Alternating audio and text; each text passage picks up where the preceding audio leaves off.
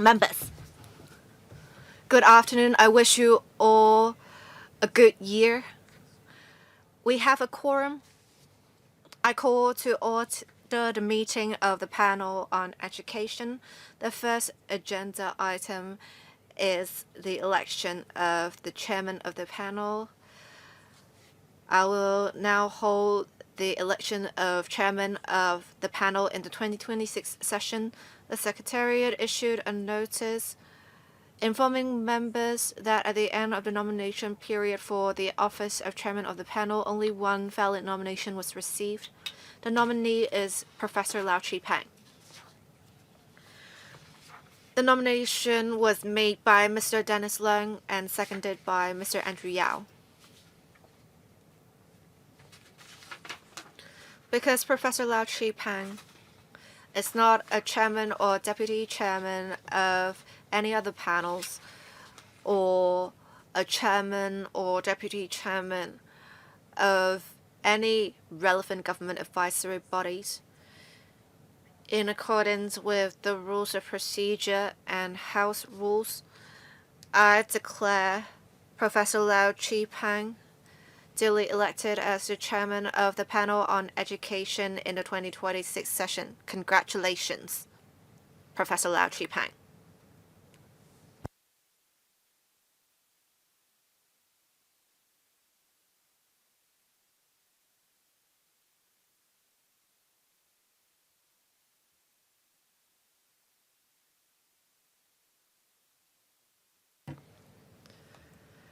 Members, let's proceed with the election of Deputy Chairman of the Panel on Education in the 2026 session. The Secretariat issued a notice to inform members that at the end of the nomination period for the office of the Deputy Chairman of the panel, only one valid nomination was received. The nominee is Mr. Dennis Leung. The nomination was made by myself and seconded by Mr. Wu Ying-peng.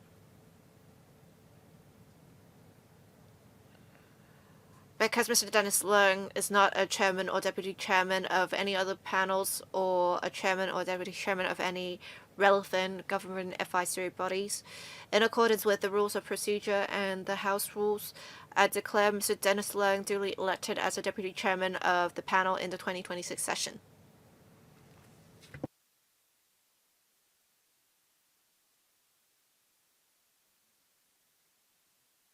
Agenda item number 3.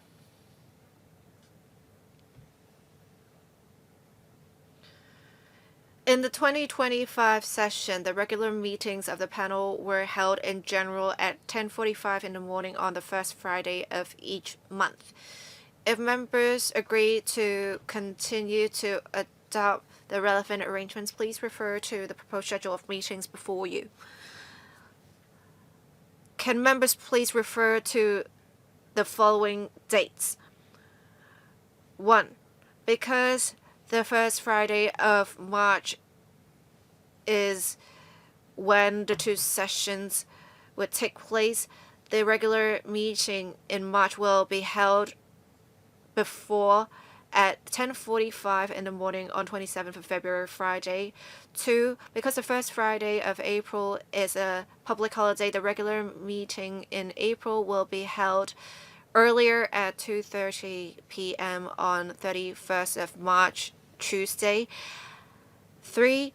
Because the first Friday of May is a public holiday, the regular meeting of May will be held instead at 10:45 in the morning on 5th of May, Tuesday. Now, for items for discussion at the next meeting. First, a policy briefing will be held by the Secretary for Education on 27th of January, Tuesday, between 11:30 in the morning and 1 p.m. for the panel so that members can gain a better understanding of policy directions of the administration. The next regular meeting of the panel will be held at 10:45 in the morning on 6th of February, Friday. The administration proposes to discuss the two following topics. 1.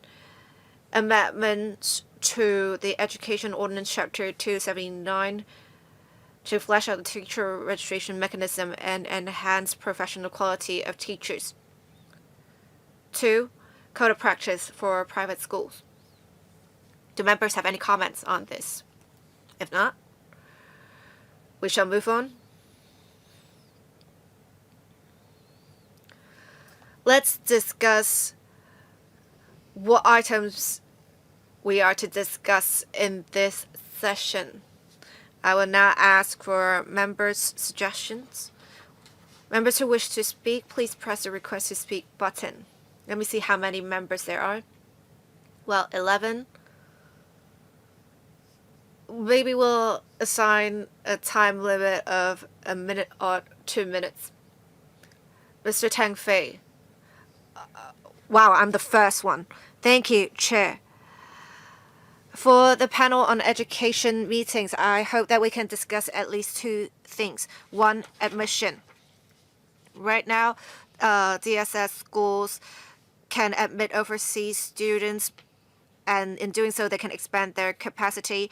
We can learn from this experience and allow other aided schools to admit mainland and overseas students. This is an important topic we should discuss. 2, for the support of students with special education needs. We, of course, need to support them, but then we also need to understand that mainstream schools admitting such students face great pressure. So can we discuss this to enhance public awareness to see what difficulties mainstream schools face when admitting students with special education needs? Thank you. Dr. Alvin Lee.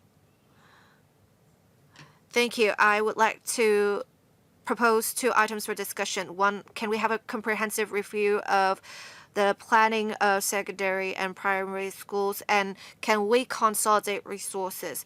We need to align with the development needs of the country, so we need a comprehensive review of the existing curriculum. Apart from the actual curriculum, we need to also think about how to allocate learning and teaching resources. I hope that the Bureau can give us more information in this regard.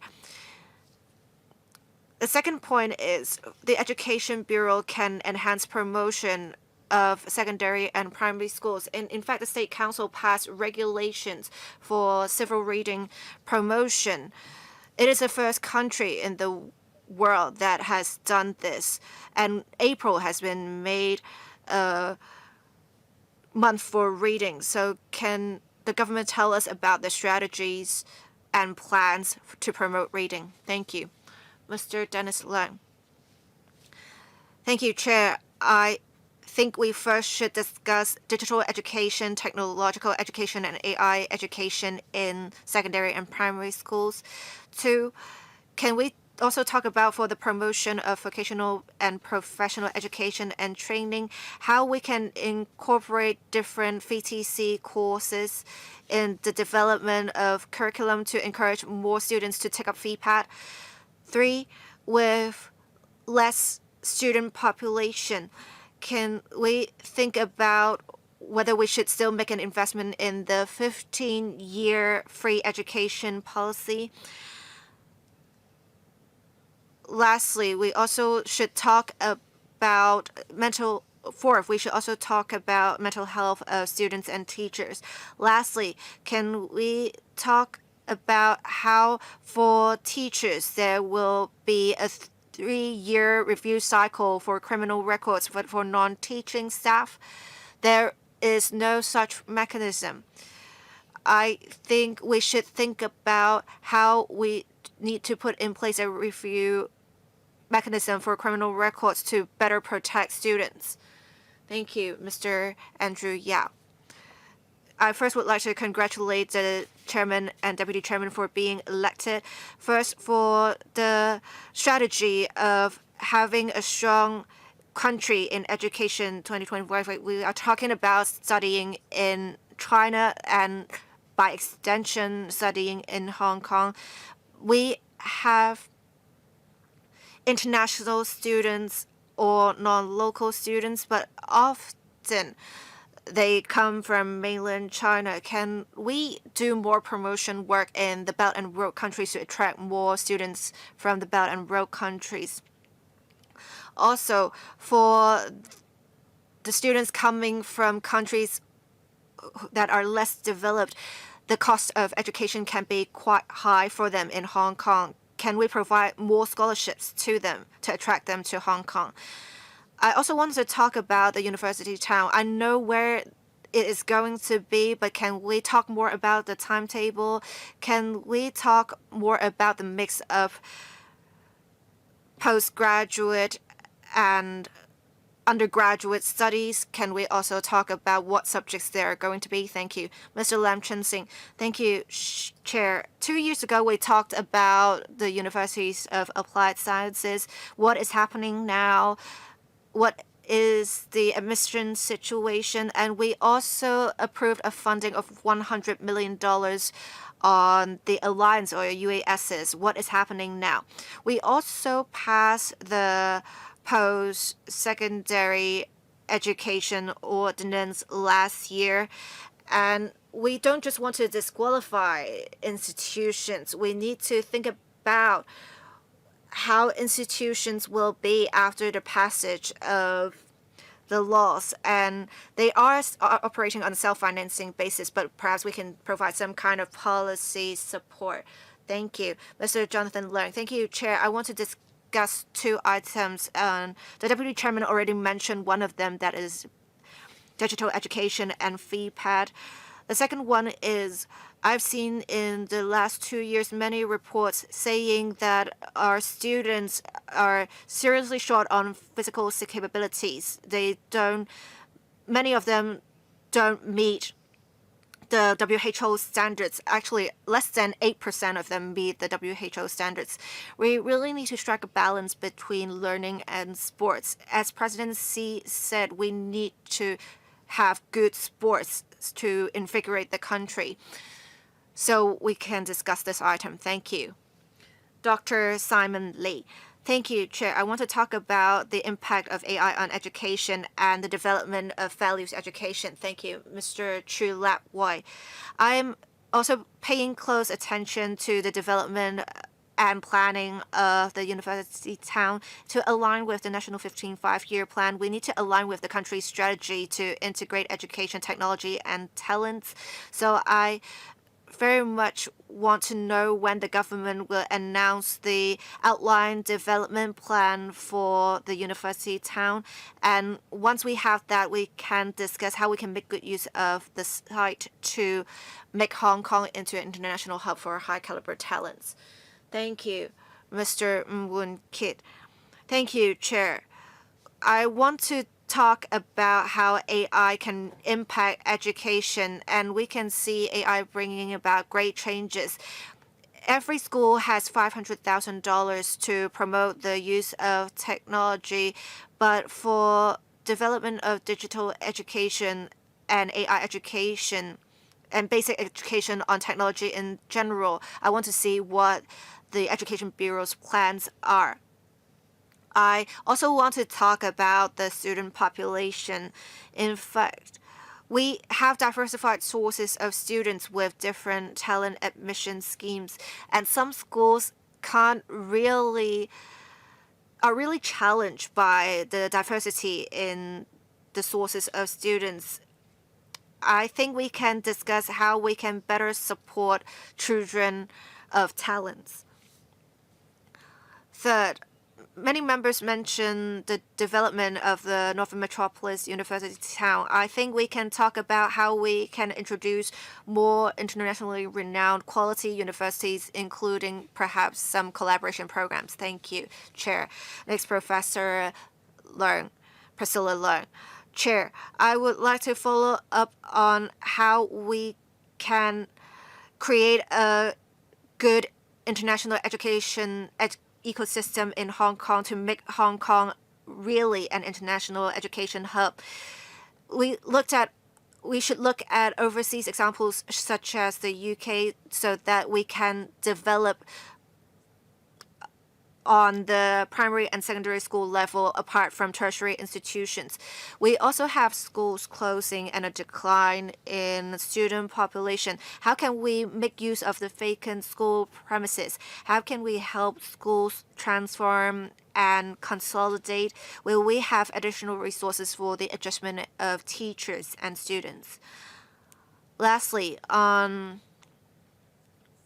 the Race Plus, we have the program that has $10 billion for the collaboration of the government, the industry, the research sector, and the academia. And the development of the Northern Metropolis University Town plays a key role. We need to make sure existing universities will set up operations in the university town. We also want to make sure it truly becomes a key part in our development into an international education hub. Next, Ms. Jenny Mann. I've got two suggestions. First, the disciplinary action against teachers in government schools and aided schools. If teachers don't perform well or if they have poor quality in teaching, it's very difficult to replace them. In fact, it takes a few rounds of supervision, warning, etc. before the teacher can be fired. So it involves a few years' time. This is not satisfactory. So I want to talk about the disciplinary mechanism for teachers. And then I want to know more about enhancing the professional conducts of teachers. Well, recently there was a case of teachers falling in love with students, or they have inappropriate bodily contacts, and there was a case resulting in criminal prosecution. So I want to know whether there are preventive measures from stopping this from happening again. Say, for example, for the ethical guidelines, teachers should not be encouraged or allowed to meet the students in private after school hours. Thank you. Next, Mr. Wu Yingpeng. I want to know about enhancing national education for students. I think the 15th five-year plan should become part of the curriculum so that students know more, so that they know about the achievements made, so that students can better serve both our country as well as Hong Kong. Thank you. Next, Mr. Alex Fan. Let me once again congratulate Professor Lau as well as Mr. Dennis Leung for becoming the chair and deputy chair. Under your leadership, we will have fruitful meetings. Well, I would like to echo what other members have said. First, in relation to Hong Kong's status as an international education hub, I think we share the same views. We shouldn't just look at tertiary education. We should also focus on primary education. We need an action plan. When we talk about Hong Kong becoming an international education hub, we shouldn't stop at having just a slogan. We need to take action. And then for school-based management, I think Ms. Jenny Mann also mentioned this point. If you have been sitting on the management committees, well, you find that teachers may have been misbehaving themselves, but then it is not really up to the mark of accusing them of breaching the code of practice. But we still don't want such substandard teachers to continue in their work. So we want to have improvement in such an area. And then in relation to the regulatory regime for primary schools, especially those not in the mainstream, well, of course, we know that in the first meeting, we may have the opportunity to go into that area. I think all members who press the button to speak have spoken, and one more member would like to have a second round. I will draw a line there as we have to tackle other issues as well. Mr. Andrew Yao. Well, the chair and the deputy chair will have a meeting with the administration in relation to our work plan for the 2026 session. All your suggestions made just now will be taken up at that meeting. We know that